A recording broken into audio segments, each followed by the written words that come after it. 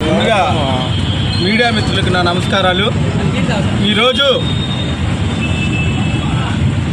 జాతీయ తెలుగుదేశం పార్టీ అధ్యక్షుడు గౌరవనీయులు మాజీ ముఖ్యమంత్రి వర్యులు శ్రీ నారా చంద్రబాబు నాయుడు గారు రాష్ట్రంలో కొన్ని నియోజకవర్గాల యొక్క ఎమ్మెల్యే అభ్యర్థుల్ని ప్రకటించడం జరిగింది.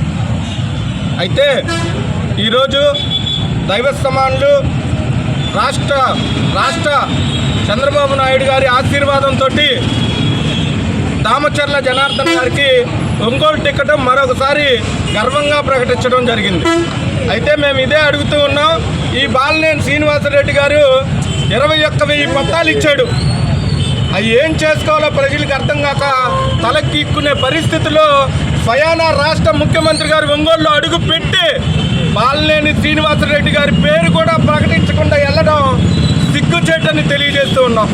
ఈరోజు చంద్రబాబు నాయుడు గారి మరో ఆశీర్వాదంతో దామచర్ల జనార్దన్ గారు మరొకసారి ఒంగోలు గడ్డ మీద పోటీ చేయాలనుకుంటున్నాడు. పోయినసారి ఒకే ఒక్క అవకాశం అనేది తెలుగుదేశం పార్టీని దెబ్బతీసింది. ఓటర్లు కూడా ఒకసారి ఆ ప్రభుత్వాన్ని కూడా చూద్దాం అనుకున్నారు. ఈరోజు రాష్ట్రం గత 5 సంవత్సరాల్లో 20 సంవత్సరాలు వెనక్కి పోవడమే కాకుండా 2,000 మంది నిరుద్యోగులు ఆత్మహత్య చేసుకున్నారు. మా నారా లోకేష్ గారు యువకాలం పాదయాత్రలో 20 లక్షల ఉద్యోగాలు నిరుద్యోగ యువత కల్పిస్తానన్న ఆశతోటి ఈరోజు నిరుద్యోగులు కానీ విద్యార్థులు కానీ ఉద్యోగాల కోసం ఏదైతే కోచింగులు తీసుకుంటూ ఉన్నారో వాళ్ళందరూ కూడా తెలుగుదేశం పార్టీని ఆశీర్వదించడానికి ముందుకు వస్తూ ఉన్నారు. ఈరోజు మా దామచర్ల జనార్దన్ గారు ఒంగోలు తెలుగుదేశం పార్టీ అభ్యర్థిగా మరోసారి అవకాశం ఇచ్చినందుకు చంద్రబాబు నాయుడు గారి కృతజ్ఞతగా ఈ శుభ సందర్భాన్ని గెలుపు